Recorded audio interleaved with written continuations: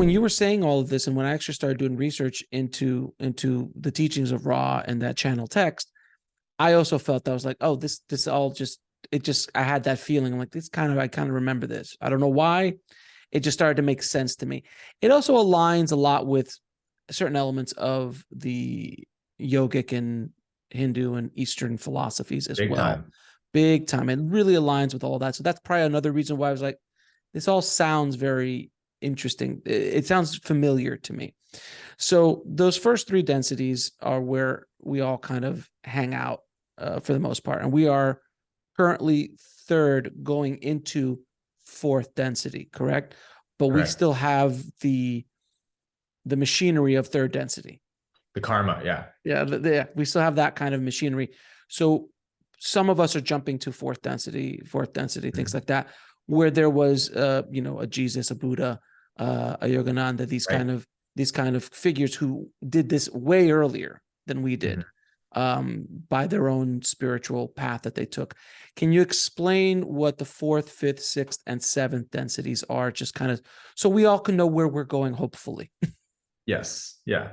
Yeah. This is the understanding that really helps us out to map our future of what is human existence going to look like going forward. And, we don't know what lies beyond where we're at. It's kind of like we're walking through the darkness. So it makes sense that we don't understand the nature of consciousness. But thankfully, the law of one gives us a fantastic map that really makes, in my opinion, a lot of sense and is very practical. And that is, so third density is the density of self-awareness. We could also call it the density of separation, because the first sort of notion that the brain has when it starts to realize I am a separate being is that everything else is a potential threat, right? So it's like survival consciousness really thrives in third density. That's why we see all the war, all the genocide, all the horrible atrocities in third density. It's because we're operating from this belief that we're separate. But once the photon, literally the light cells in our body, start to pick up in their frequency, a higher perspective of existence starts to dawn in our awareness. And it happens something like this. Okay, yeah, it's sort of true that we're separate. We're in different bodies, maybe. But the more we fight and resist each other and compete against each other, the worse things tend to get. So although we may be in separate bodies, what if we're all sort of one in a greater perspective? Maybe we come from the same source. We have the same essence to what we are. And from that perspective, we start to naturally want to work together and be more unified and be friendly and loving towards each other. And the second humans start to truly do that, it proves to our mind how much more efficient and how much better that perspective is. We could call it unity consciousness versus separation. So now we're realizing, hey, we're all one. We're all on this planet together, floating through space, whether we like it or not. Might as well work together and work for everyone's best interest rather than my own best interest. And so that's the beginning of fourth density. Fourth density is the density of love and unity and oneness, where finally consciousness comes together again, like a puzzle piece that had been separated and begins to work together. And from that point, the law of one says evolution happens very quickly. When you work together, things get done and figured out very fast. And so that's, so if we're talking about the color wheel, right? First we have red, that's first density. Orange is second density. Yellow is third density. Green is fourth density. So we move through that like a color spectrum, in that every color bleeds into the next one. There's no like distinct point where one color stops and the next begins.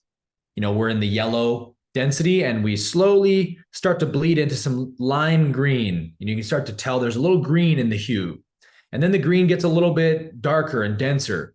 And eventually we get to true color green, which also correlates to the fourth chakra, fourth density, which is the heart chakra. So fourth density is love. Fifth density correlates to the throat chakra and the blue ray. And that is the density of wisdom and sort of non-duality, where consciousness begins to actually understand the oneness of consciousness through the universe and becomes more psychic, we might say. Psychic abilities apparently evolve profoundly strong in fifth density.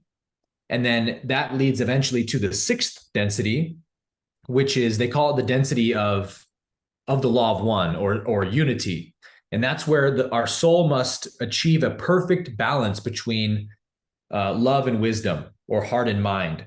So our love must be imbued with an equal amount of wisdom, because we know that if you just operate lovingly, you're going to do a lot of good, but you're also very vulnerable to being taken advantage of, right? You could be very gullible if you're just looking with love and no wisdom. So love has to be endowed with wisdom at a certain point.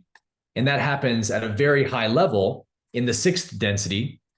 And then the 7th density is, they call it the gateway density, where I don't know if this is you becoming a star or what, but it's sort of like you have one foot in the source and one foot still in the universe. You're kind of halfway between, just about to finish merging back to the source, back to the creator. So that's just a tiny summary of how it all works, but hopefully that gives you an idea of kind of the progression. To watch the full video, click on the link below, and don't forget to subscribe.